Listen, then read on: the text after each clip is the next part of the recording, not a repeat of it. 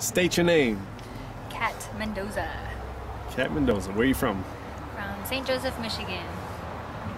And you've been out in Vegas now for how long? 2.5 years. Oh, so not that long at all. No, I'm technically not a local until I hit 5 years. Yeah. Yeah. I'm the like biggest right rule. there now. Right on. I'm just Owned it. about there. Local. You must be loco to be local here in Vegas, Yeah. I think. So what was your life like back in Michigan? Back in Michigan, it looked like the perfect life. You know how we can fake it, but it really wasn't. It looked like I was on fire for God, but I was really dabbling in a lot of stuff. And it all started back in high school when I had an eating disorder. Started with anorexia, then proceeded to bulimia, and it got really, really bad. I checked myself into rehab over in Wisconsin, and that was part of the thing I would do to come out here, the agreement, that I couldn't go until I checked myself in. So I went in for 2 weeks, said I'm fine, came out, hit it all. I could hide This everything. is rehab for Bulimia. For bulimia. Eating disorders, Okay. yeah. And during that time, before all that, it leads you into a lot of things, promiscuity, and I wasn't so much into drugs. I was on Adderall, which is the other form of cocaine, so I was like addicted to that, and that's where the later habits came from. I was competing. I got into personal training, which led me into fitness and figure competitions, and then I got into fat burners, but like the steroid fat burners. Right. And then later I got into actual steroids, and didn't do any of the actual steroids till after I competed because I wanted to go pro after that. So it just leads into a lot of stuff, and then I came out here to Vegas, and it was another big story after that. So you said like you kind of like acting, so you knew you had a relationship with God at some point?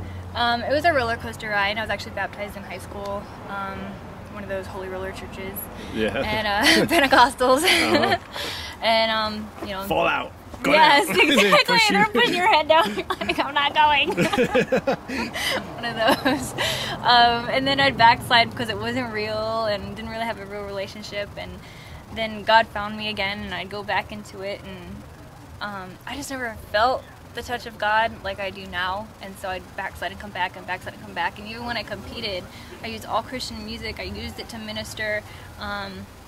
Instead of doing the worldly stuff, the seductive dance that they normally do, I did all fitness Christian mixes, and the radio station actually made it for me. So we worked hand in hand. It was really cool.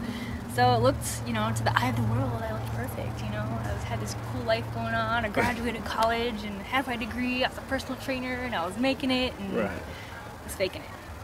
So, inside, how did you feel? totally empty. What was I living for? What was next? How big could I get? Big as in pros and big as in, you know, muscle, and where would it end, and where am I going? Where is it going to end up? It was totally empty because I really didn't have God in my life. I'd try for who I thought I'd try, and it didn't get anywhere. I don't know why, really. I never really just gave up the things I should have gave up. Maybe that's why. But, so you're out here in Vegas, and this guy who was supposed to come out here with you ended up not showing up. Right. So you're out here by yourself, and what happens? So my daughter and I have an apartment, and I'm like, all right. He didn't want me to have a job that he was gonna provide for me. I'm like, right, okay. So sucker never shows up. Tells me not to have a job, and so I'm out here with no money, no job, and a place for a minute till I get booted out. So I went and on the strip, and there's these hustlers trying to, you know, make money with these tickets to the nightclubs, and I'm like, okay. I don't know why I proceeded to do that, but I did that, and I was making some cash, hustling people on the strip to get in the nightclubs, and then I learned like I could actually work for the nightclubs, and I got into doing that and became junior host, and then I got into the whole nightclub scene. And that's when it was just so hard with my daughter because I was working like never-ending hours, and she wanted to go back home to Michigan, and her grandparents said, okay, send her back. And I was like, okay, just for a little bit, you can go. Right. And once she was gone, I had total freedom, and that was like Not it's good. not good, but probably got going, okay, now you're gonna really see what's still in you that I need to purge out. Yeah. So I got in the nightclub scene. I still was on Adderall. I got back into steroids, and once you're working in the nightclub, people say, hey, you got this, you got that, and I started selling everything, drugs, steroids, and I'm abusing them too, worse and worse and worse, and the Adderall turned into cocaine, because that's what it is. I could actually sell the Adderall and use cocaine cheaper. It's messed up, and I could lie through my teeth and make up every excuse of the reasoning why I needed it and how legit. I just made up every excuse. And like, I didn't smoke weed, but God made it. So, I mean, I had every excuse in the book, and it was so stupid. And I just finally found myself with nothing, and the cops chasing around our apartment building. And I was like, what am I doing? Like, I'm gonna risk my everything, my daughter, my life, everything, for some drugs, for some parties.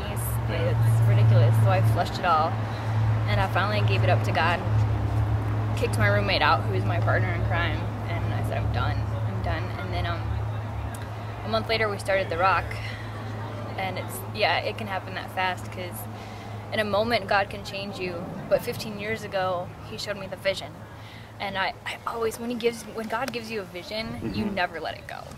You always go back to that passion. And it was the International Dance Ministry. That's what He showed me 15 years ago, and I always talked about it. And Ashley prayed for a choreographer one night, and the next night she met me at dance class. Yeah. And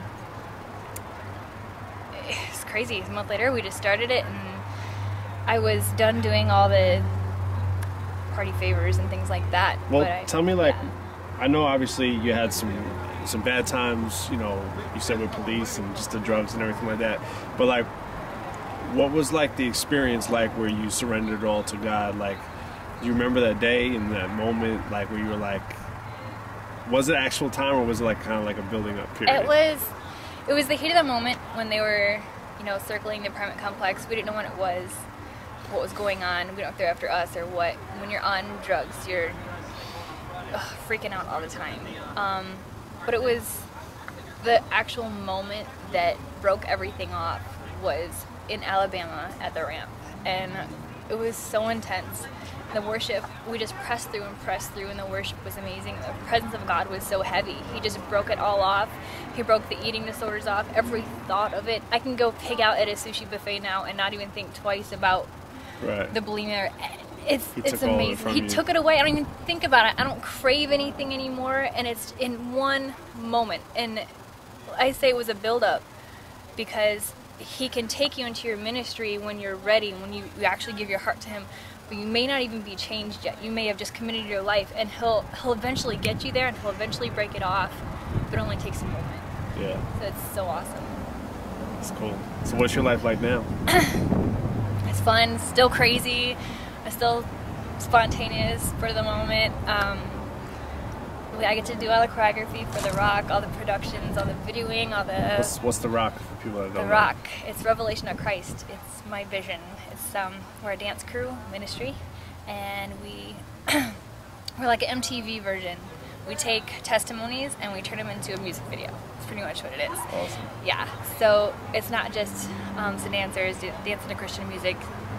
There's no point. God really wanted to put a twist on it, so we could really capture people with the anointing and His presence and really change lives. So with one piece, we can create that moment. We come with the anointing, and we come with His presence and His creativity, and we can just bring that same to others and get them saved. Where can they find you guys? At therocklv.com, but it's R-O-C, so it's THEROCLV.com. We've got videos, prayer requests, all kinds of stuff out there. Cool. Yep. Right on. Thanks for sharing. No problem.